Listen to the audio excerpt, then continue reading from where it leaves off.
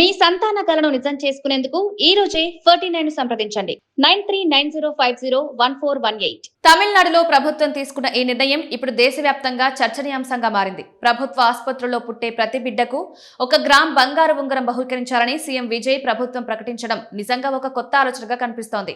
సాధారణంగా పుట్టిన శిశువుకు బట్టలు, అవసరమైన వస్తువులు ఇస్తుంటారు. కానీ నేరుగా బంగారం ఇవ్వడం అనేది అరుదైన విషయం.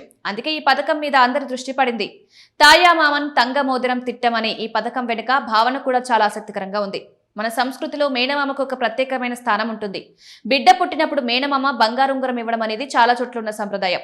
అదే ఆలోచనను ప్రభుత్వం ఒక పథకంగా తీసుకొచ్చింది. అంటే ప్రతి బిడ్డకు ప్రభుత్వం మేనమామల నిలుస్తుందనే సంకేతం ఇస్తోంది.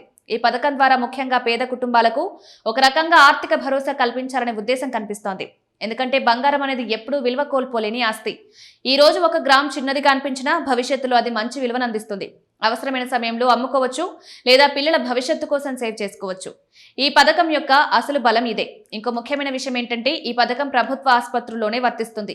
దీంతో ప్రజలు ప్రైవేట్ ఆసుపత్రుల కంటే ప్రభుత్వ ఆసుపత్రుల వైపు మొగ్గు చూపే అవకాశం ఉంది. దీనివల్ల ప్రభుత్వ వైద్య సేవల వినియోగం పెరగడం, తల్లి శిశు ఆరోగ్యంపై కూడా పాజిటివ్ ప్రభావం పడుతుంది. ఇదొక విధంగా ఆరోగ్య వ్యవస్థను కూడా బలపరిచే అడుగు.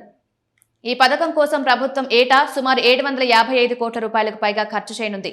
అంటే ఇది చిన్న నిర్ణయం కాదు, పెద్ద స్థాయిలో అమలు చేయబోతున్న సంక్షేమ కార్యక్రమం. ప్రభుత్వం విడుదల చేసిన జీవోతో ఈ పథకం త్వరలోనే అమల్లోకి రానుంది. ఇప్పటికే సోషల్ మీడియాలో ఈ విషయం వైరల్ అవుతోంది. కొందరు ఇది చాలా మంచి నిర్ణయం అంటుంటే మరికొందరు దీని అమలు ఎలా ఉంటుందో చూడాలంటున్నారు. కానీ ఒక విషయం ఖచ్చితంగా చెప్పొచ్చు, ప్రతి బిడ్డకు విలువైన బహుమతి ఇవ్వడం ద్వారా ప్రభుత్వం ఒక కొత్త దారిని చూపిస్తోంది. అయితే ఈ పథకం సక్సెస్ అయితే భవిష్యత్తులో మరిన్ని రాష్ట్రాలు కూడా ఇలాంటి పథకాలను తీసుకురావచ్చు.